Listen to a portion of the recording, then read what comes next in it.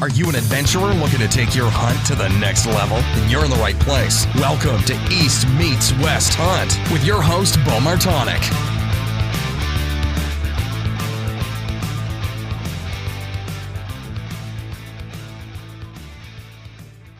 All right, we are live. We're back for another episode of the East Meets West Hunt podcast. And today I have a couple guests on the line from Kansas State University. So I have Adam Ahlers as well as Ian Burrows. How are you guys doing? We're doing well. Doing great. Awesome. So I want to, before we get started here, I want to have both of you introduce yourselves basically and kind of show what your role is within Kansas State University and also Backcountry Hunters and Anglers. So, Ian, would you like to get started there? Yeah, absolutely. So, my name's Ian Burrows, and I'm the club president for Backcountry Hunters and Anglers at Kansas State University. And our club is one of 25 in the nation that's part of BHA's Collegiate Program. And then so a little bit broader strokes on that, Backcountry Hunters and Anglers, or BHA, that's a national conservation organization. And Bo, I know you're a member and a big advocate, but just in case we have some new listeners this go around, just a quick overview. BHA started in 2004. It's the youngest conservation organization in the country. It's also the fastest growing in terms of members. We have members in every state, 38 state chapters, 2 Canadian provinces, getting up close to 30,000 and growing every day. And whereas, other conservation groups and organizations, maybe have a critter or a species that they advocate for, and they have all these phenomenal second and third order effects, BHA advocates for public lands and waters themselves. And then within that realm, we really work for advocating on what we call access and opportunity. So, having the opportunity to get to our public lands and waters. So whether that be, like the Frank Church Wilderness, wilderness with a capital W, or walk-in hunting access here in the Midwest and everything in between. And then, where I fall into play in that schematic is the collegiate program, which BHA does a phenomenal job where basically they open it up to any higher learning institution across the nation where students on college campuses can get together and form a club that's affiliated with BHA and work to kind of spread the awareness there and put together some awesome events and really just connect people from a very wide range of demographics and work to really develop the kind of the next generation of conservation minded hunters and anglers. And then I'll let Adam go ahead and tell everybody who he is and what he does. I'm Adam Ahlers. I'm a professor here at Kansas State University in the Wildlife and Outdoor Enterprise Management program. It's kind of a unique program in the fact that we train students to become entrepreneurs or business owners within the wildlife and outdoor industry. I'm a wildlife ecologist by trade. I got my PhD in natural resources and environmental management at the University of Illinois. A lot of my research focuses on wetland management and management of wildlife species in human-dominated landscapes. I interact with college students daily, more than 10, 12 hours a day. I have conversations with college students about different things. And I became interested in, hunting in general. Just growing up in Nebraska, I was always hunting whenever I had time off. I was chasing rabbits or quail or pheasants or deer, whatever the season was. And that aspect has kind of stuck with me my entire life. And it's actually stuck with me so much that my career is kind of dependent on it now. And in the fact that I work with students that want to be work in the outdoor industry, but also I'm a wildlife researcher. And as most people know, or should know anyway, most of the wildlife conservation efforts in the United States or North America are essentially funded on the backs of hunters and fishermen. And so I'm invested in it both ways. Okay. Awesome. Well, so how long have you been at Kansas State? Have been a professor, Adam? I've been here for going on 4 years now. Okay. So, and as far as Ian, did you say, are you a senior at KSU? Yes, I am. I'm a senior here at Kansas State with working on my political science degree with a focus in environmental policy.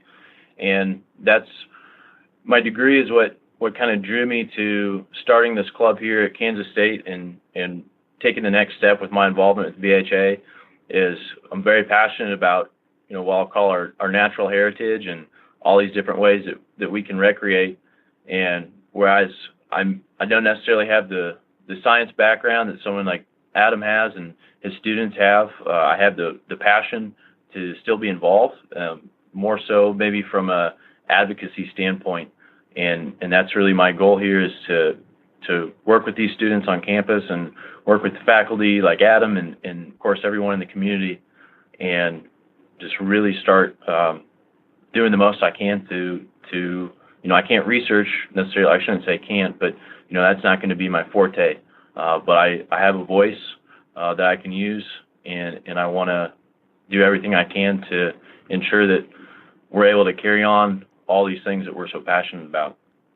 So is the BHA Collegiate Program, is this a relatively new thing that you had started, or how long has this taken to establish? Okay, yeah, great question. The collegiate program as a whole is about 2.5 years now.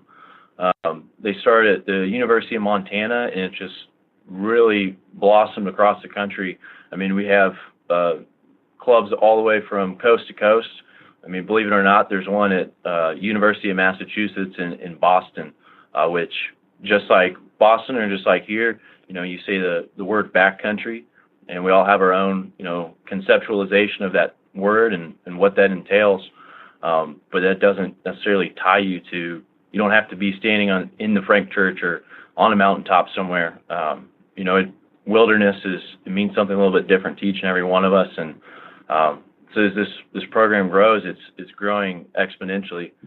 And so I reached out to BHA this past winter and basically made a case and said, hey, here at Kansas State, we definitely need to have a club, and these are all the reasons why. And there was kind of like like an interview process, so to speak, with the collegiate program coordinator, Sawyer Connolly, and we finally got the green light. And then I had to take the next step, which was get the university on board, and that took a while, just as far as getting all the paperwork and dotting the T's and crossing the I's, so to speak. And then in April, we got everything established, and then started promoting the club. And that was a trying time for that task in itself. I mean, because you get to into April, early May, and you've got basically two things on your mind as a college student, and that is what is the lowest grade I can get on my final to pass, and what am I doing this summer? But within those few short weeks, we got about 20 members at school, which I think speaks volumes to the organization itself. I mean, how many people are interested in who BHA is and what they're doing, and then how it's relevant here, even in the Midwest.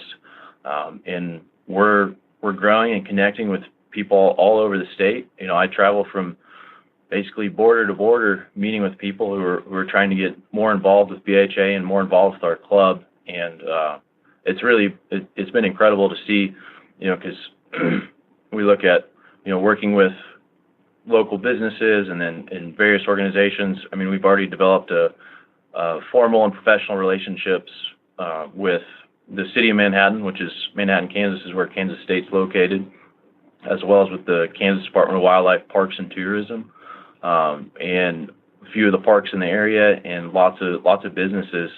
And it's been really neat to see this club grow in just such a short time.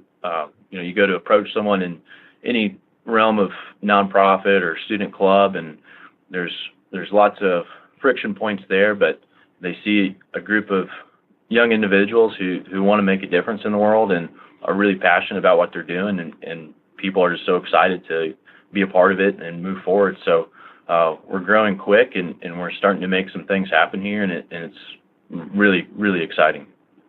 Yeah, wow, I didn't realize that such a new organization there for you, and that's awesome to see. how much it's grown in such a short amount of time, and your clear vision for it. Adam, were you familiar with Backcountry Hunters and Anglers before Ian brought this to the table? Yeah, I sure was. It's funny. Ian came in and talked to me about BHA, and that week I was trying to figure out how I could sneak my way out to Boise to rendezvous. I didn't eventually, but Ian made it out there. But yeah, he hit kind of at the right time, and I knew about BHA from friends that I have that are involved with it, and I kind of follow some of the chatter online with BHA, and I follow their website pretty closely. And anybody that considers hunting and fishing and being outdoors in natural areas as part of their heritage, should be familiar with groups like BHA, and that's part of my life, and so I kind of got sucked up into it too. Yeah, Adam's a prime example of what I was just talking about, where I'd never before met him. I'd actually never been in the building that his office is in. It's a pretty big campus, but I reached out to him and said, "This is what I'm trying to accomplish here, and would you be willing to help?" And he said, "Yes, absolutely." And I was in his office the next day, and he's been instrumental here on campus for us. So it's incredible to see, people like Adam who are willing to help us out in any way possible. Yeah, no, that's awesome. And that's awesome that you're able to, get that group of people together in such a short amount of time.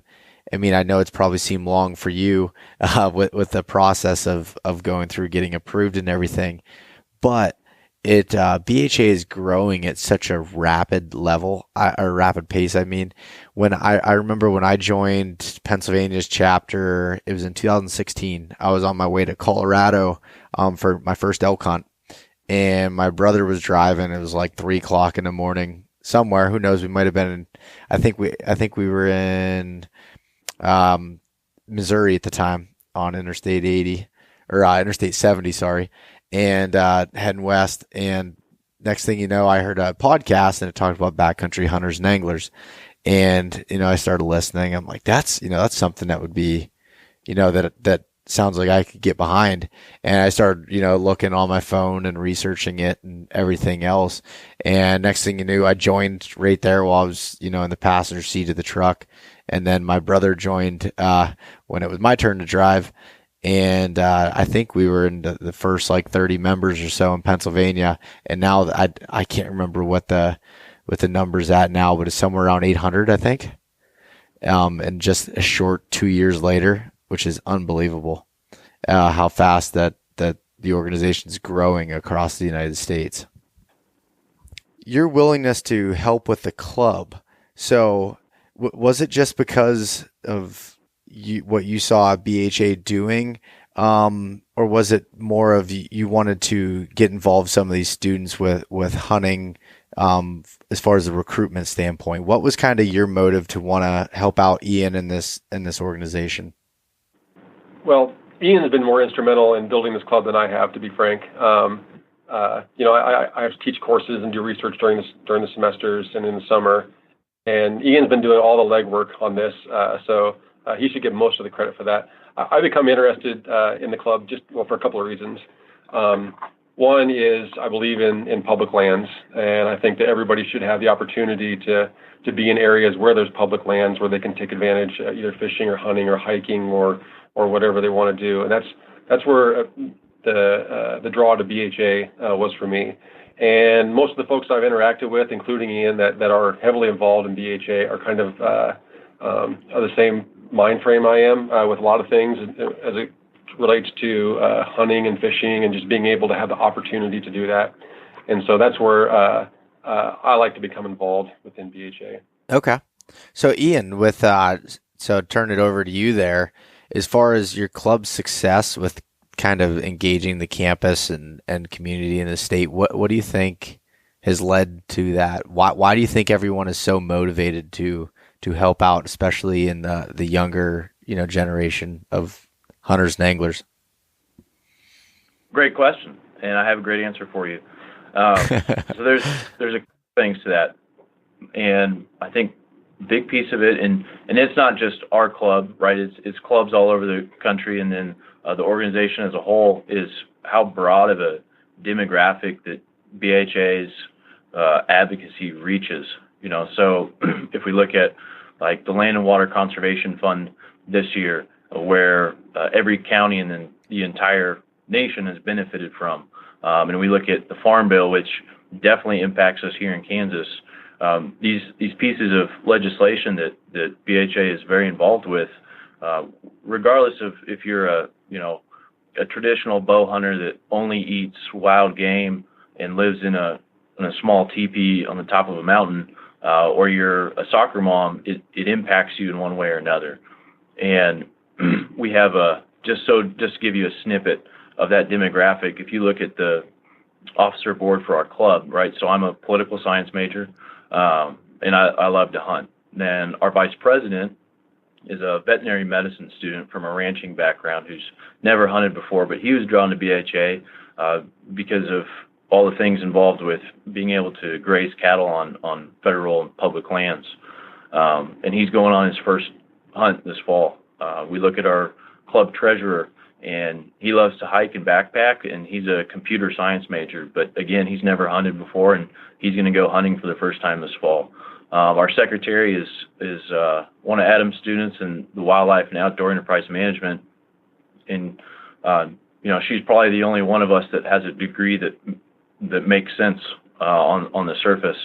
But our as male and female graduate students, undergraduate students from all across campus, and we probably wouldn't have ever met for the most part if it weren't for the club and for the organization. And I think the organization as a whole is just like that, where you've got we all have our own personal pastimes and passions and ways we like to recreate, and it's a little bit different here and there, and depending on where you're from and what you like to do. But at the end of the day, we all want to be able to ensure that we have this in perpetuity, regardless of where you are and what your demographic is. So that's a big piece, I think, to the success of BHA as a whole. It's the willingness to advocate for whatever your recreating pastime is. And of course, our core demographic is that hunter-angler population, but it's definitely very far-reaching.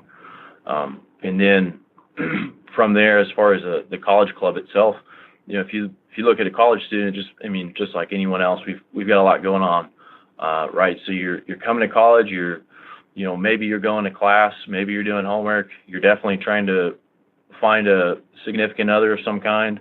You're trying to socialize and live that college experience, and probably working as well, and you have your family and this, that, and the other, and all those things add up, and then you don't have a lot of time. So that club, or our club, I should say, it becomes so appealing because of how fun it is. So we have that. A lot of us have that intrinsic drive to pursue conservation and advocacy for these things. But then you look at the calendar and the schedule, and all these things add up. What draws students and retains students is, one, how fun it is, and going on a camping trip as a club, and then you're meeting people who, like I said, you wouldn't have met before. So for example, I've learned about some new duck hunting spots that I definitely wouldn't have heard about, and that's pretty beneficial for me. and vice versa. So we get together and share those stories and all our different experiences. And then with that, there's a lot of clubs here on universities as a whole where you do these great things and these fundraising activities and host these events. But a lot of other organizations at a national level hold on to those funds. And again, maybe from a pragmatic standpoint, it's kind of a bummer, especially as a student. You want to have a cool club T-shirt, but you have to dig in your wallet for it, and you're already eating ramen noodles. So that's a tough situation for you. Yeah. But with BHA's collegiate program, at the club level, we get to retain about half of our fundraising, and then the other half goes to the collegiate program itself. So to help start other clubs across the country and help support other clubs. So we know exactly where our money's going, and it makes it, so this spring break, for example, we're looking at putting on a all expenses paid fishing trip to the Rockies. And I can tell you there's not another club on campus that's doing that. So that's pretty neat. And then, of course, we have our collegiate. Hold on one second, Ian. Yep. You could take a special guest from Pennsylvania, right? Yeah, we'll have a Kansas draw and lottery process, I'm sure, but so we can do that for you, no problem. Yeah, I'm just kidding. But anyways, I didn't mean to interrupt you, but no, it's all good, man. But then the other thing I was going to say is that at a national level, the collegiate program has incentives which are honestly really neat. So, with our corporate partners, whether it be Leopold or Sitka or Alps Outdoors or any of those other awesome companies, we're able to get some pretty cool gear, which anyone who is hunting and fishing and camping has always got their eye on one other next new cool thing that's going to definitely step up their game when they're out hunting for sure. So we've got that, and then the opportunity to go on trips out west on hunting and fishing trips, and so that's really neat too. That BHA recognizes that these students are working to advocate and get the voice and the message out there, but we also want to have a good time, and we want to enjoy our company with one another and have some neat opportunities that we wouldn't see otherwise. I got to go to Rendezvous this past spring, and I'm the only person I know that's shook hands with Randy Newberg and Remy Warren, and that was a pretty neat experience for me. So things like that help really inspire the students here. Yeah, and like you said, I mean, even having people like Randy Newberg and Steve Ranella and Remy Warren, and there's a ton of people that are showing involvement with that, and then getting also younger people like yourself and everyone else in these club programs even more motivated to drive this whole idea and motives. So as far as the collegiate programs, you'd said that there's 25 of them throughout the country? Yes. So we have 25 fully established, which when I say that, it means they have an active membership base that's involved with their campus and involved off campus, and they have events. And then we've got another 25 in the works right now where they're currently building their membership and looking at really hitting it strong this fall and expanding. And of course, from there, hopefully things like being on this awesome podcast and seeing these other programs grow across the country, hopefully we can get some more programs popping up, because like I said, it's hard to find a college club that's as engaging and as fun as this one, regardless of your degree or regardless of your hometown or whatever the case may be. Yeah. So if someone wanted to start up one at their college or university, what would be kind of the steps you were saying to reach out to the collegiate program of BHA? Yeah, absolutely. So on BHA's national website, you go through and there's a link that will take you to the different chapters across the country. And then from there, there's a link for the collegiate program itself. And it's got all the contact information in it that you need to get a hold of Sawyer, who's the college campus outreach coordinator. And basically you give them a call or shoot them an email as a student, and you say, hey, this is our school, and we're going to try and be better than Kansas State's club, which will be impossible, but we'll give them a shot. And they basically move forward from there. And that's another neat thing about the program as a whole, is that there's not a cookie cutter method or a format that our clubs follow. So the events that we put together here at Kansas State aren't necessarily the same type or of events that you would see at the University of Reno, Nevada, or University of Montana. It's been really your left and right limits, so to speak, are pretty broad, and you work with Sawyer and say, hey, we want to start a club, and then from there you need to work with your individual institution and whatever the steps may be to get your club established, and then from there enjoy your time at college, and at the same time help grow BHA and help advocate for our public lands and waters. Okay. So you were talking about events that you have. So what kind of events does a club for BHA, I guess, hold or become a part of? Sure. So I'll talk about some of the ones that we have, just because I'm a little bit more familiar with them. Right now, this summer, we're hosting what's called Fish and Bingo, and you get a bingo card in the mail, and it's got various different species of fish that are native to Kansas, and then you go out and you try and hit bingo, and each time you catch your fish, you upload it on social media with the hashtag BHA Bingo, and if you hit bingo, you get to win some of the grand prizes, but just by registering, we've got some really cool prizes there, so you register, you get a membership with BHA if you don't already have one, and then you have the chance to win a cabin rental for the weekend on the lake, a guided fishing on the lake for a day on a boat with food and drink, Leopold binoculars, Alps outdoor tent, and a St. Croix fishing rod. But if you actually hit bingo, then you're eligible to win a Yeti cooler full of tackle and a really nice Garmin fish finder. So that's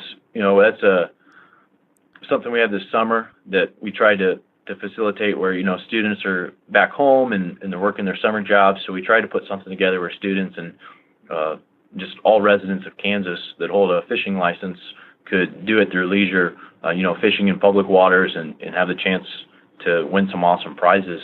And then we're going to award those prizes at what's called Kansas Beers, Bands, Public Lands. So if you're familiar with, at the Rendezvous, we have beers, bands, public lands, and we thought, well, why not do that here in Kansas? So we're going to have, it's basically a lakeside concert with live music from Nick Walsh. He's a former K-State football player, and he's now making it big as a country singer. And then we've got a classic rock cover band coming in after him. It's out at the Wildcat Marina at Tuttle Creek Lake. And for $15, you get a stainless steel beer mug and 2 drink tickets, and all beer served is from Kansas breweries. And then for $3, you get an additional 2 drink tickets until the kegs run dry. So, that's going to be our big fundraiser for the fall. But we're looking at bringing in some guest speakers. So that's an example of how we use a fundraiser, as we can bring in guest speakers to talk about public lands and, our hunting and fishing and all these forms of recreating. And then we're actually in the works of partnering with Pheasants Forever and National Wild Turkey Federation in January for a Hunting for Sustainability clinic. So we're going to provide an opportunity where we'll go harvest a white-tailed deer, and PF will bring in, some pheasants, and NWTF will bring in some turkeys. And, we're not going to, this year at least, we're not going to focus so much on the hunt itself, but, what do you do after you take that shot? So how do you, field dress?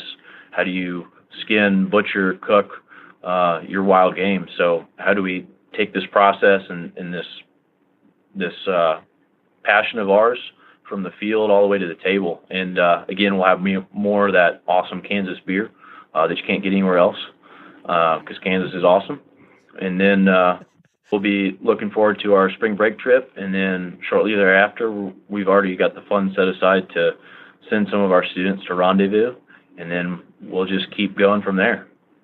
Wow, yeah, that sounds like you've got a good plan together so far, and I like the idea that the complete circle of field to fork that you're going to go through and teach people, as far as there's a lot that may not be, like you were saying, what is it, your vice president that's never hunted before? Yep.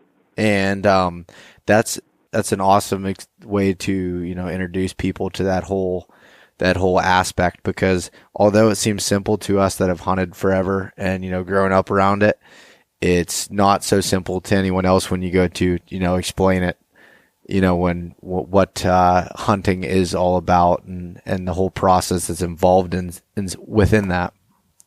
Yeah, so I think all three of us can attest to time after time where you show that photo of your grip and grin or this awesome trip you just took, and there's always that one person that says, man, that looks so cool, I wish I could do that, but ... And so that's a big goal of ours as a club, is to fill in after someone says but. So whether it's but I don't know how to field dress a deer, or but I don't know how to shoot a shotgun, or I don't know how to pitch a tent, or whatever the case may be, or even I don't know where to go.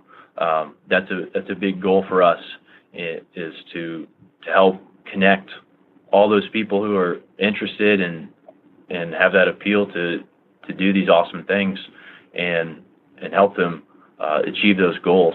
And also from a peer-to-peer standpoint where, it's probably, I'd say, less intimidating to have, a fellow college student say, hey man, let's go out and we're going to go deer hunting. And you've never done it before, and that's okay, but we're going to make it happen. You're going to have the time of your life. And same with, even younger demographics. Little kids like to follow big kids, and big kids like to lead little kids. So same with that regard too. So we're working to, not only work with our peers here on campus, but also off campus and with even the next generation. Awesome. So that kind of ties into the R3 efforts. Can you explain that a little bit? Yeah, actually, I'm going to let Adam do that because he's the whiz on that one. Perfect. I'm a whiz, but I know a little bit. So if anybody is following trends in hunter recruitment recently, they've noticed some pretty alarming trends. Essentially, we're seeing a really huge decline in the number of hunters in the United States, and we're also seeing a huge decline in a loss of those critical age groups, the younger age groups that are hunting. So we're seeing a shift in the distribution of younger hunters to being older hunters, and no one is filling that gap. And if you would compare that to something like of hunters, is like a population to, say, bighorn sheep or elk. If any biologist saw those curves, those trend curves over the years, the red flags would go up, and people would, essentially be looking for quick ways to make sure we can bring that population back up again. And that's one of the things that R3 is doing right now, is trying to find ways to actually recruit new hunters or retain hunters we have, or bring hunters that have kind of quit hunting back into the fold. And that's where a lot of those efforts are focused right now. Okay. And you had written, or you were part of writing a couple articles about that, correct? Yeah. So I wrote an article a while back, and I can't remember what magazine it was, but I think you're maybe referencing the Millennials, bringing Millennials into hunting. Yes. Yep. Yeah. So like I mentioned before, one of the biggest gaps in the number of the hunters we have in North America right now is that we're losing a lot of younger hunters. No one is jumping into the game, and no one is taking up hunting as a pastime. And so one of the key aspects of R3 is trying to get millennials into hunting. And I work on a college campus, and so I'm around millennials a lot. And we were just kind of curious, how could you do that? What's the most effective way to actually bring the younger generation into hunting if they've never done it before? And it's really challenging because you would think, as I'm a hunter, Ian's a hunter, you're a hunter, that it'd be easy just to give someone a bow or a shotgun or maybe a fly rod and say, go do it, and then they would do it. But there's a lot of barriers to that. And I'm working with a gentleman from North Carolina State University, Dr. Lincoln Larson, and a bunch of other researchers across the U.S. right now. And we're trying to nail down how exactly can we get college kids to start hunting. And one of the things we found from our study of students in Clemson and Kansas State is that there's a few barriers, right? One of the barriers Ian just kind of touched on a little bit was we don't know how, right? It's easy for hunters like us to say, well, go hunt pheasants or go hunt quail. But if you've never done it before, it seems like a daunting task, especially once you finally harvest a quail or a pheasant. What do you do with it afterwards? And a lot of people, that's one of their big barriers, is that they don't know what to do either on the actual hunt or after the hunt. And it's kind of refreshing to hear that BHA at Kansas State is going to walk people through that process. But that's one major barrier. Another major barrier with bringing college students into hunting is access. There's not places to hunt for them that are readily available around the areas they go. So if you consider yourself a new freshman at a new university, you're moving away from your hometown, maybe you've hunted before, but now you're in a new area and you don't have access to hunt. And that is actually one of the biggest concerns for hunting recruitment across North America right now.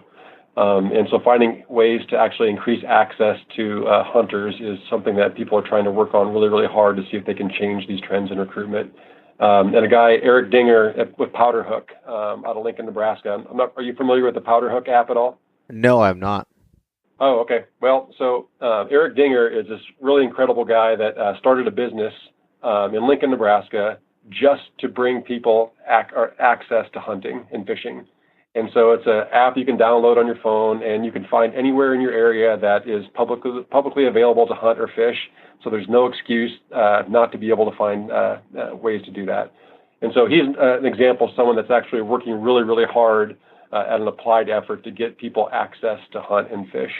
Yeah, because I can add to that. When I went to college, I'm actually not that far out of college. I graduated in December 2013.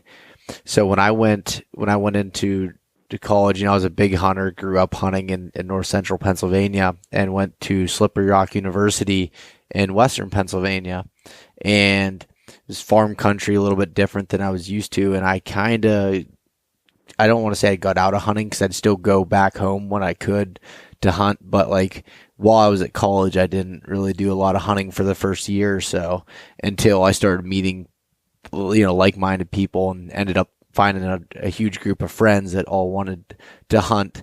And a couple of them were local, so they were able to show us, areas, and then there was some great public land access areas within, a 15-minute drive of the university, but I didn't, at the time I didn't know how to find those areas or, locate them.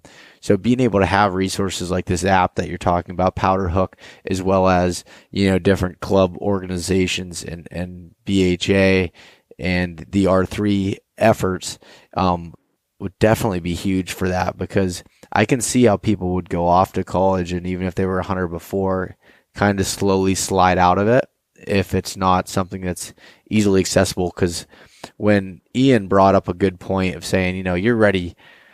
College is a huge transition for anybody. You're meeting new people, you're building relationships, you're doing this, you're studying, you may be partying a little bit, you may be doing this and that. And there's a lot going on in your head. And if hunting and fishing isn't kind of in the forefront and still made, somewhat easily accessible, it can be easy to slide to the back burner. Yep. And, so I work with students that would consider themselves hardcore avid hunters before coming to Kansas State, and they came here, and I asked them, well, are you going deer hunting this weekend? They said, well, no, we're not going deer hunting this weekend. And it's the first week in November, and you can't figure out why a hardcore deer hunter is not hunting in Kansas in the first week in November. And they say, well, we don't know where to go. And it's little barriers like that can prevent people from taking advantage of hunting. Also, if you imagine you're a freshman coming into Kansas State, and you are a pheasant hunter, for instance, you can't have a shotgun in the dorms for a lot of different reasons. And so that right there is another barrier. Where am I going to keep this thing? There are some universities like Bemidji State University. They actually have an armory in the basement of the dorms where you can store your shotguns, your rifles. And they actually have a game cleaning station in the dorms where you can go hang deer, and you can go skin otters and beavers, and you can clean pheasants and ducks. So some universities are really on top of it when it comes to that. Unfortunately, Kansas State is not, but there are other universities like that around the country that are trying to remove that specific barrier to allow students to continue to hunt or to learn how to hunt. That is huge, because that was another big thing for me, was not being able to have any weapons in the dorms or anywhere on the school property for that matter. And it took until I was able to find someone that I knew that lived off campus where I could store my stuff at. But that's another barrier when it comes down to it. And if you don't, have a place to skin and quarter up a deer, cut up the meat, or do whatever it may be, that could without a doubt be a barrier. So, to circle back around, our three efforts are, it's recruitment, retention, and reactivation. So the reactivation part, can you dig into that a little bit? Yeah, so reactivation just simply means that you've hunted in the past, and for some reason or other, you quit hunting, and we're trying to reactivate you back into the sport. And people can, quit hunting for a number of reasons, right? I'm 41 years old, and I have two daughters at home. I work a lot at Kansas State University, so a lot of my free time goes to my daughters and to my wife. and to, helping students out with different projects. I have grad students. And so you kind of lose a lot of the time that you used to have to hunt, maybe when I was 25 years old. And with some people, they just kind of push that side of their life to the back burner, and they just don't do it for a year, and then a year becomes 2 years, and then 3 years, and 4 years, and all of a sudden a decade's gone by and they haven't hunted before. And we're trying to bring those folks back in, because we need more hunters, right? Hunting is one of the things that funds conservation in the U.S. But two, this is a group of people that's already been bitten by the bug. And I always tell my students that, hunting or fishing or just living that outdoor lifestyle is kind of like a switch. Everybody's got this switch that they need to turn on, and it's all within all of us. It just someone needs to flip that switch for them. And so that's kind of hard to do with people that are just starting hunting because they have to go through the whole process. But people that have hunted in the past already know what it's like to, be out in a marsh right at sunup, and you can hear the birds calling, and then you hear the flutter of wings over your head as ducks are coming into your decoys. They know what that's like, and they want to get back to that. The problem is finding the push to get them back into wanting to do something like that. Okay. And if for people like myself or anyone else outside of the university setting, what are some things that we can do, or that you have ideas that we could do to help with hunter recruitment? Hunter recruitment or retention or reactivate, just recruitment in general? Or actually, all three of those would be good if you have any points to add to those. And I'm sure that's a broad question, but it's pretty. A lot of the effort right now with a lot of the NGOs, like Pheasants Forever and NWTF and Ducks Unlimited, is youth hunts for recruitment. And youth hunts are great. They get people interested in hunting. But if you're looking at trying to create an effect where you bring more people into hunting, sometimes that kind of falls short. Simply because if you take a 10-year-old kid out duck hunting, right, and you get him really interested in duck hunting, or you get her really interested in duck hunting, the chances of her going out or him going out the next weekend to duck hunt is really low unless their parents are already, hunters.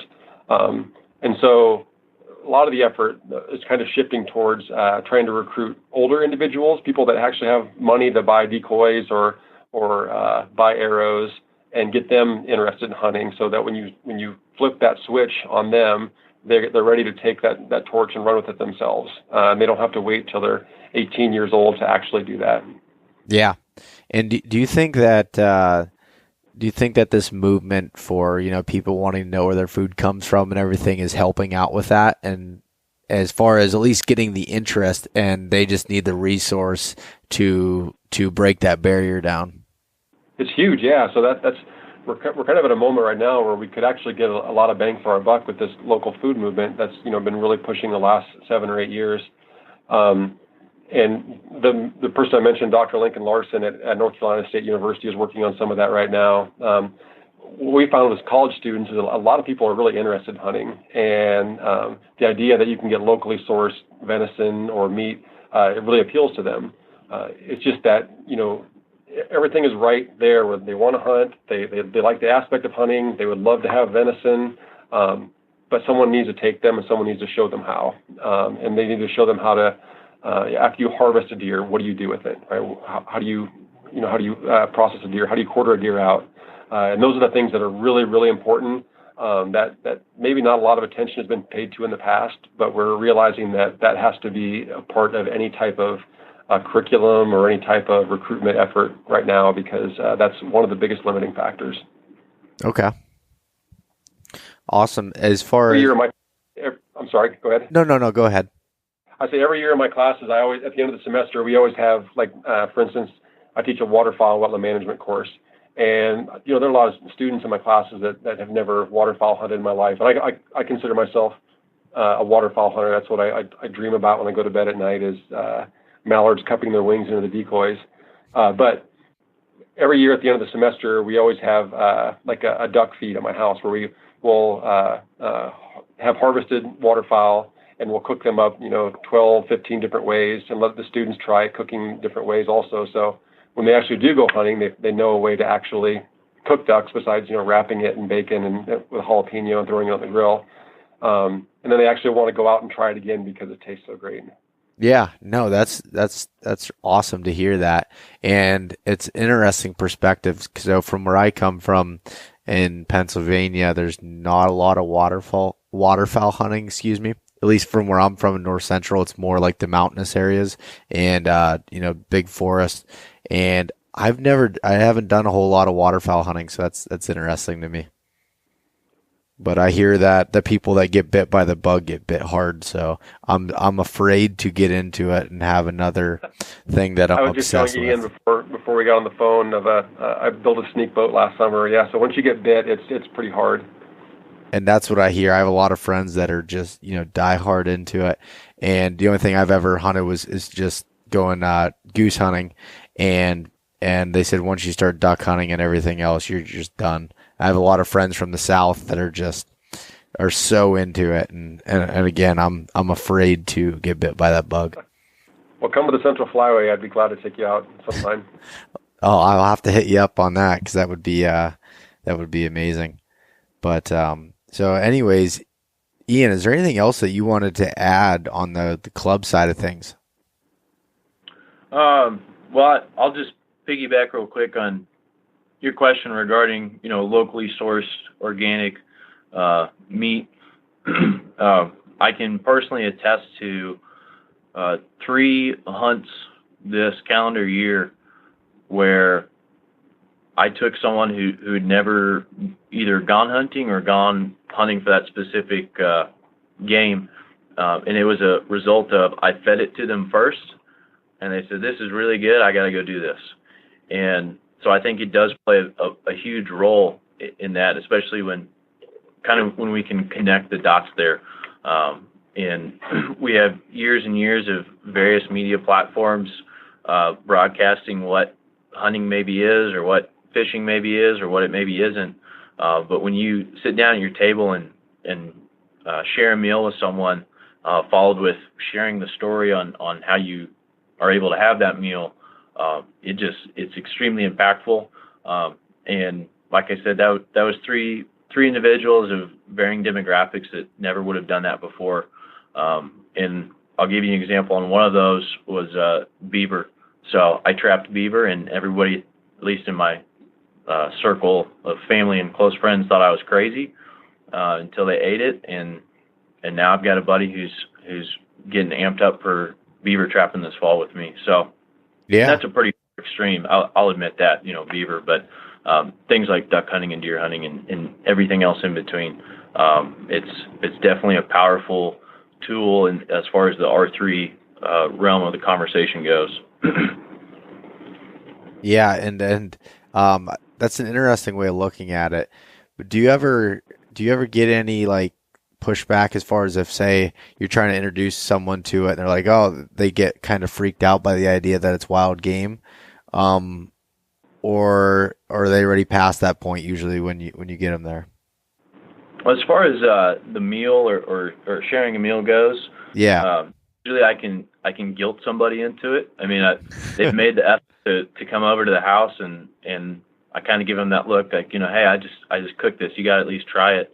And all it takes is one bite, and then it's smooth sailing from there. So I've never run into any kind of negative pushback as far as that goes. Yeah, my wife is kind of a foodie, and people we have over at our house to eat, ducks or deer or elk, they're never apprehensive because she's bragging it up because she loves it so much. And my wife is not a hunter at all, but she loves, when I bring home turkeys or big fat pintails or have a new backstrap in the freezer. She loves it. And so everybody that comes over to my house is generally excited to try something new. Yeah, no, that's awesome to hear. The only thing that I think that I've had a little bit of a negative experience of trying to show someone something new is when I got a rattlesnake last week. And getting people to try that was a little bit more difficult than something like a deer or a turkey. That's because you didn't call me. Well, I apologize for that, but yeah, that's definitely on my list of things to try for sure. But yeah, no, that's understandable. Yeah, and it has its own connotation, and I think that's one of our responsibilities as outdoorsmen and women is to expand people's horizons, whether it be, just having a conversation or sharing, a stick that happens to have rattlesnake wrapped around it over the fire. Yeah, and that's what I wanted to do with it, and that's why I wanted to hunt them. I mean, I don't have necessarily I'm not obsessed with trying to go and kill a rattlesnake. I wanted to show people that, one, they're not just just nasty creature that everyone pans them out to be because they can bite you, but also show that you can use every part of that snake for something, and it's good tasting. And I fed it to a full bachelor party full of guys, and everyone loved it if they got past the part that it was a rattlesnake, to be able to try it. I think a lot of the apprehension comes from people that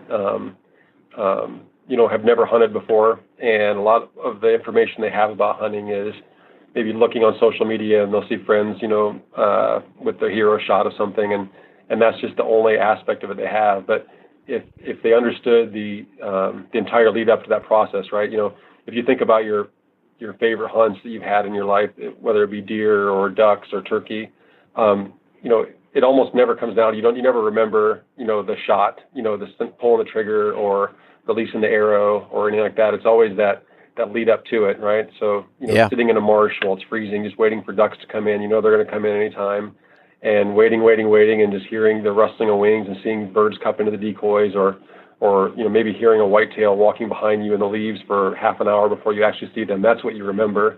And the people that don't hunt, never experience that, because all they see is that last final moment, and which puts a lot of people off, to be honest. And so you're better off appreciating those meals, appreciating a backstrap, or appreciating a rattlesnake, or appreciating, like I said, a canvas-back duck, if you know the whole process that led up to it, and how it wasn't just a hero shot. It was this whole, making a sneak boat all summer in your garage, then waiting to take it out and finally harvesting one. That's where the draw for venison and draw for wild game comes from me. Yeah, and that's what I don't want to go down a giant rabbit hole here, but I think it's all of our responsibilities with the age of social media and everything, especially with younger generations coming through, is to be able to tell that whole story. Because it's one thing for say I would send Ian a picture of a buck that I killed, and he'd be like, congratulations, that's awesome. But if you just throw that up there with no kind of backstory on that, on social media, it may be taken a little differently. It just looks like, oh, he just went and killed this animal, but if you're able to somehow show the whole process and how it's not just, that's not the only thing. You didn't just go out and kill this. This was a year-round process of you preparing, and you're harnessing your archery skills and your scouting and learning how the deer moves and how it uses the land and everything, and whether you're preparing and you're helping create better habitat and all. There's just a whole thing of it. And again, I don't need to explain that to you guys, but it's something that I think we could all do a better job at doing, and can continue to educate people to show that, instead of just the grip and grin type photo. Yeah, Hank Shaw's got a really good article on that. I think he was talking about, he used to have a picture of him holding a tuna in his wallet until the picture just wore out. But 20 years ago, before social media, the people that saw those grip and grin photos essentially were people that understood that whole process. And now in the age of social media, the people that don't understand that process are seeing the final act, and that's what they think of as hunting and fishing, is that final act, and they're missing out on that whole glorious process beforehand that drives us all to the marshes and into the woods in the fall. Yeah. And on this topic here, I mean, that's another, I'll call it a side effect. I mean, it's not even a focus for our club, but I mean, these are, the conversation we're having right now on this specific topic of how we portray our passions and our natural heritage. That's just a day-to-day conversation that we have with each other at our club, and each student carries that conversation forward. And we obviously we can't change the face of social media today, but it's just these little conversations that we have at our club meetings or when we're just hanging out, and that they take forward and carry forward. And it spreads, and that's just another great thing that we're working to do. Is, and it's not even intentional. It's just a normal conversation for us. And but just one more takeaway from the collegiate program is that conversations just like these happen every single day with us, and we're doing it from within the club and then from peer to peer outside the club and across the community. That's awesome, and you guys should really be, excited and proud of yourselves for taking that upon you to do that and be able to share upon it instead of just talking about something, really acting on it, and being able to reach such a broad audience. Like you said, it may start small, but it'll continue to grow, and each person that you affect will be able to share those moments and share those thoughts and ideas with others, and it just hopefully snowballs from there. And I do think, even though there's a lot of negativity and everything in the hunting space, I do think we're hopefully trending in the right direction with some of this stuff, and with great organizations like BHA and everyone involved with that. I think if we continue to work hard with it, can kind of change that image. Well, one of the reasons that the draw to BHA, to me anyway, is that we have a lot of nonprofit organizations like Ducks Unlimited, which I'm a part of, Pheasants Forever, and WTF, all these things that are essentially one species or one group focused. You don't see a lot of non-duck hunters at DU meetings or DU banquets or non-turkey hunters at NWTF meetings. But BHA is kind of everybody that's really interested in public lands and outdoors, and you mix those people together. Some have never hunted before, like Ian just said.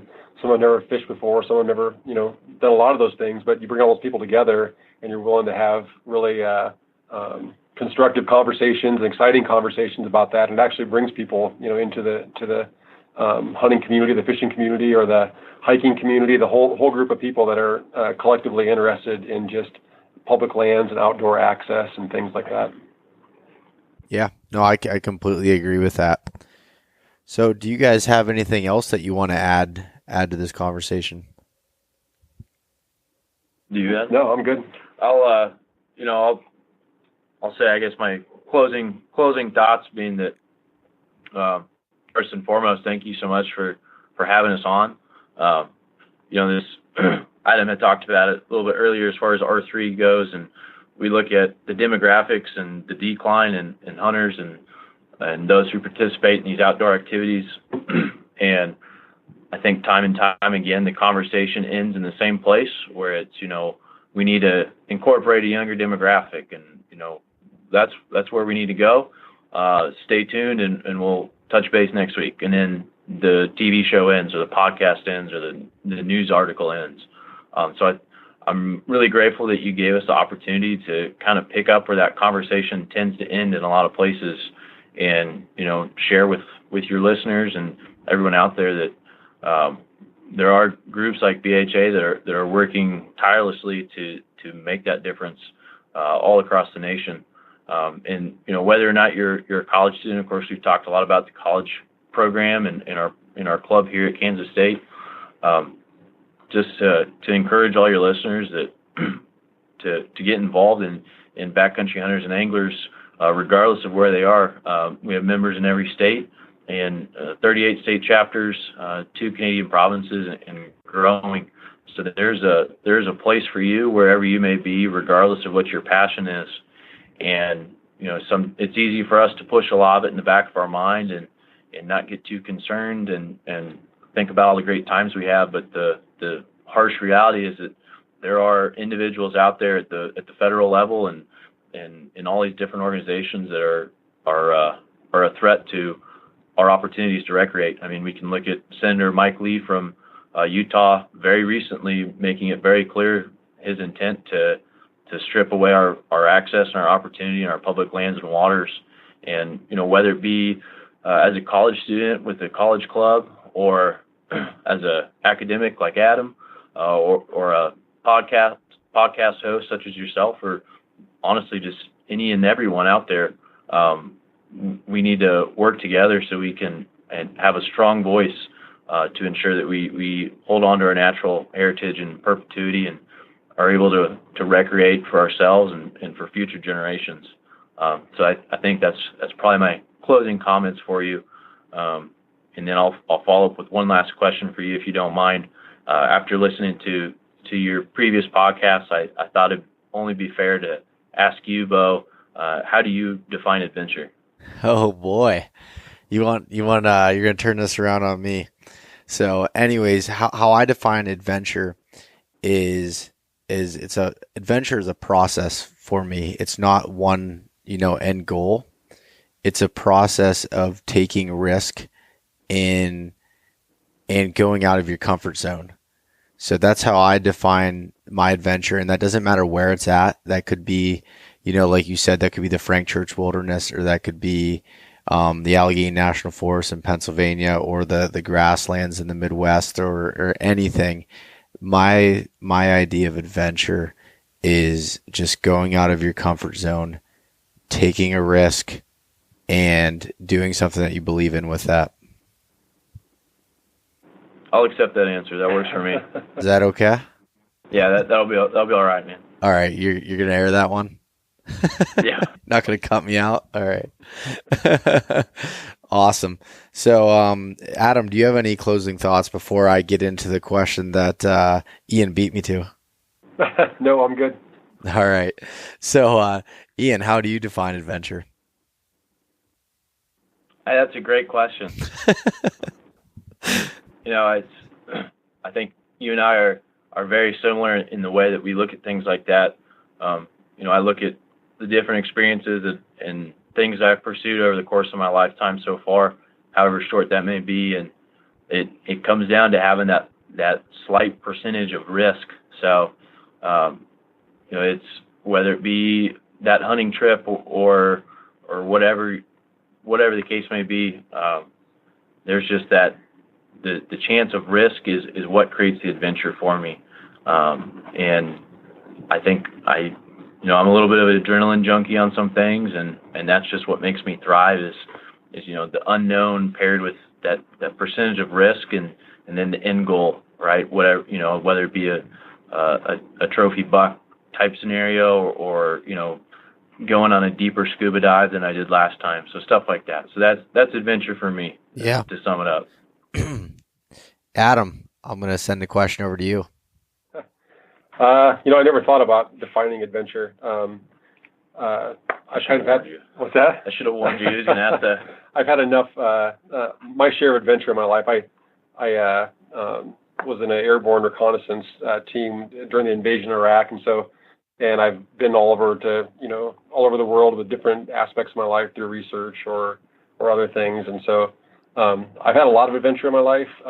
Actually, I get the most fun out of watching my daughters have adventures now, to be honest with you. I'm kind of an old man, and I like just taking them to streams and watching them for the first time pick a crawfish out of a hole and just be amazed that those things are even there. Or we just got back from the Black Hills, South Dakota last week, and just watching them trudge around in some of those wild areas in southwest South Dakota. It just makes me happy. I guess that's where my adventure lies nowadays, it seems like. Yeah. No, that's a great answer, and it definitely doesn't need to be overcomplicated. It's just whatever you think personally is your side, sense of adventure. And I mean, I've explained it, and I think the one podcast you're referring to, Ian, that I did with Brian Call and Jordan Harbison, we really dug into it and talked about my greatest adventure, and it had nothing to do with hunting. It was just over the last 4 years of my life, and everything there is, but taking risk and moving to a different place and taking a new job and kind of going in a different direction there. But anyways, so where can we find some more information on Kansas State Backcountry Hunters and Anglers and anything else there? Before you go into that, I will include links and everything to some of the articles and some of the anything else that you would like me to share in the podcast notes and in the blog post as well. So awesome, man. So yeah, your listeners will be able to go there and check it out. But we've got a Facebook page for our club, which is at Backcountry Hunters Kansas State, and then actually I said that wrong. I think it's Kansas State No, I said it right the first time. Good thing that it'll be typed out. So yeah, we've got a Facebook page and we've got an Instagram profile, and that's a great way to communicate with us. And then of course you can reach us and through the national website, which is www.backcountryhunters.org. And the national website has all the resources you could possibly imagine to connect with like-minded individuals and to get involved. Awesome. Well, and again, thank you guys so much for coming on the podcast. I really enjoyed sitting down and talking to the both of you.